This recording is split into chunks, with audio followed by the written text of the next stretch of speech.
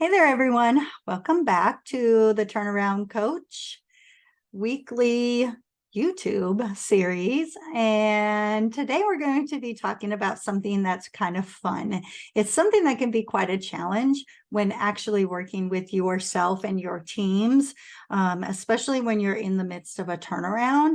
But once you kind of figure out the game of it all, it makes it kind of a fun challenge, almost as if you're trying to beat the whatever you have to beat to be able to get to the finish line. So today we're going to be talking about controllable and uncontrollable factors, because I can tell you in the 3 turnarounds that I did over the last 16 years, they're big. They're real big. And like I said, before you really understand what they are and how to handle them, they can be quite challenging. So let's dive into this. All right, so one of the first things that I did when I took on my very first school, and I didn't even really realize I was doing it. Now, sometimes in life, we do things that are more trial and error, and then we figure out what really works, and you keep repeating that, right? Because why reinvent the wheel if something works? So the first school that I took over, it was very damaged, very damaged. We had a previous leader in that was actually causing problems within different groups of people within the organization. So he would tell one group of people something that another group had said or done that was negative against that first group. And it just started really causing a lot of resentment. It started causing a lot of hurt feelings. It started causing just a lot of pain points that then people got to a point where they were so overwhelmed and stressed with everything going on that they were using that information against each other. And it really was causing a problem. It got to a point, literally, and I was the assistant principal at the time. It literally was at a point where I wanted to leave. I wanted to quit my job and leave, which is not me. And several staff members quit their job and left. And this leader was actually removed in February of that school year. So we made it through from July, because we came on board early, until February. And then the district just determined that this person needed to be removed. It was a very challenging 6 months of time. It really was. It was a lot of unknown, a lot of changing expectations. As I mentioned, a lot of people being put against each other purposefully, a lot of favoritism, and people just couldn't handle that. So clearly on that turnaround, we knew that leadership was something that had caused that problem. However, when I then became the interim and then I became the principal, I also noticed that there were some other things about that school that made it have the challenges that it was having, because looking back at the history, before that leader came in, there was already some problems going on, if that makes sense. And what I noticed is, after spending that time with somebody whose expectations changed all the time, the staff didn't even know what kind of systems and processes were most valid to use, would produce the best results, and really make the needle move, so to speak. And then on top of that, because we had such a challenging 6-7 months of time with this person who had done all of this with the climate and culture was a mess as well. And so this was the most challenging school that I had ever taken on. And how I got it, I have no idea, because I was 34 years old, very young compared to other principals in the district.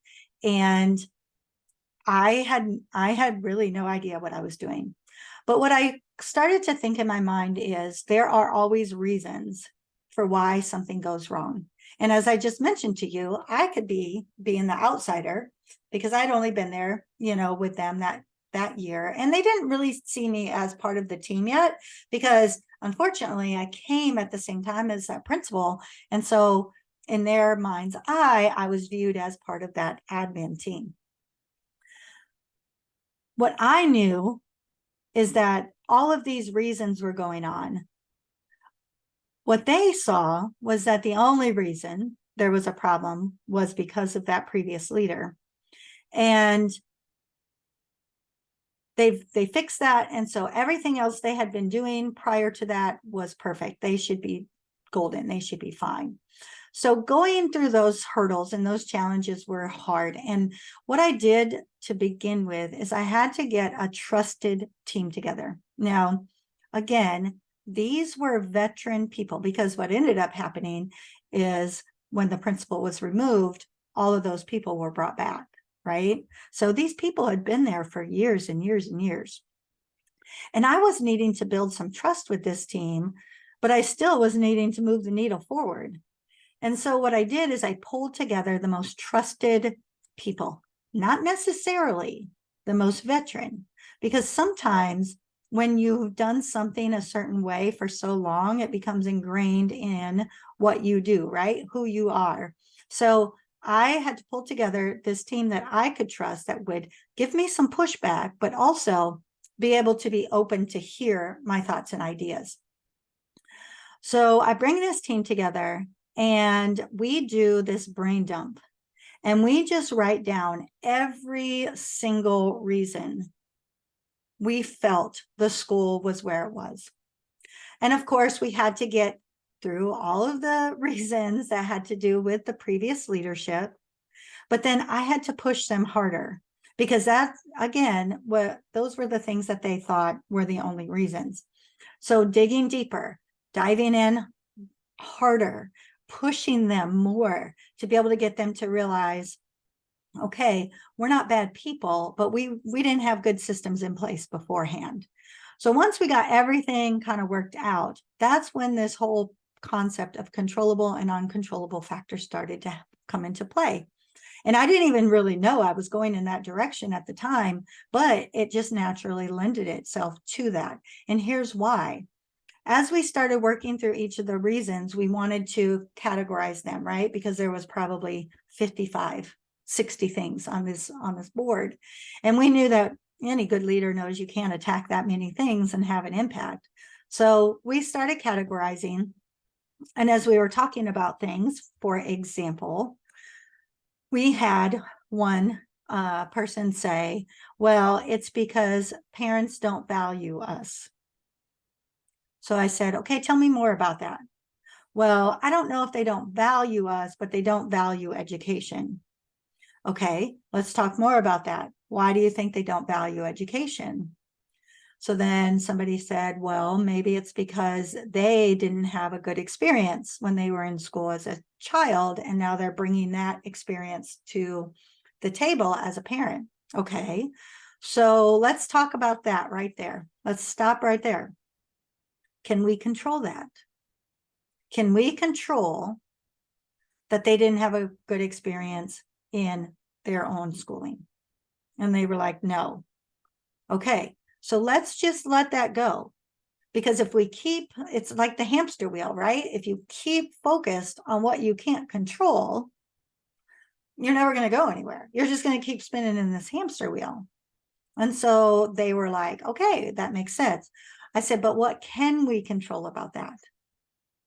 And someone said, well, maybe if we provide them with the best customer service when they are in the building, even on the days they're acting a fool, or even on, during times that, might be unpleasant, we still stay professional. Would that make a difference? And I said, well, you tell me, do you think that's something we could do? We have control over that. And would that make a difference? So in the end, of course, that was one of our big goals, was to ensure that families felt welcome coming into the school.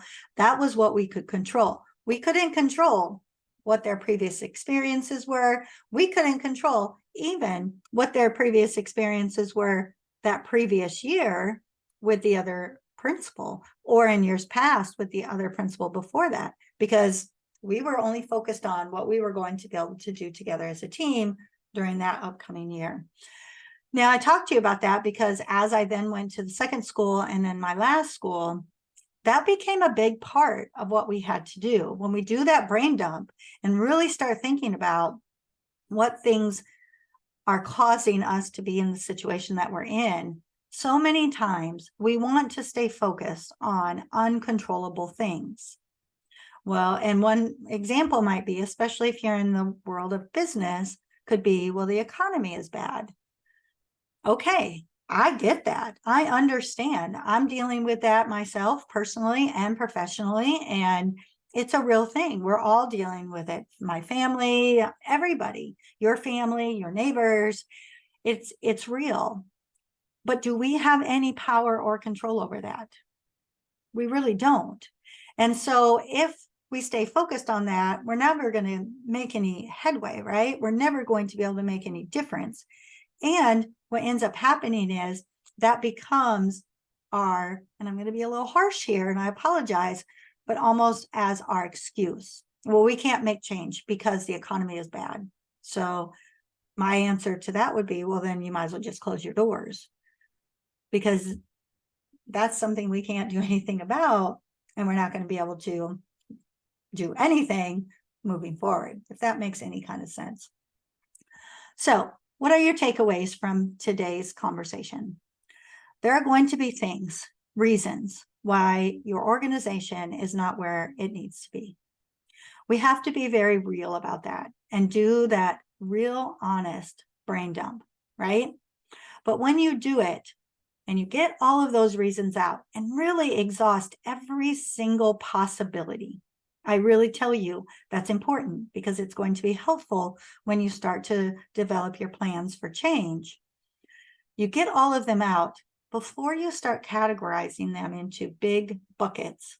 You need to be able to remove uncontrollable factors. Uncontrollable factors will not only keep us stuck where we are, but it will cause us not to be able to even make one kind of change that will be able to move us in the direction in which we need to go, because there is not one thing we can do about it. We have to accept that they're there, that they're real, but focusing on those is just spinning your wheels like a hamster wheel. All right, y'all, this is already week number 7 for our sessions together on YouTube. Hopefully you're getting a little bit of information on each week when we come together. I know that my goal is to give you as much value as I can so that you can move the needle in your organization as well. Now, of course, if you need a little extra help, I am here for you. I have a free workbook. I have a very, very low price workshop that goes with it, if that's something you want to participate in and be able to start getting your organization back on track. And then, of course, if you feel like you need my help, please don't hesitate to reach out. I am here for you, and I want to be able to support all of us, because that bad economy right now is only going to get worse if we have to start closing down our small businesses. And that's my big, big goal for this remainder of 2023 and into 2024, is that somehow I can make some kind of impact on the world of small businesses. All right, have a great rest of your week, and I'll see you next week right here on the Turnaround Coach.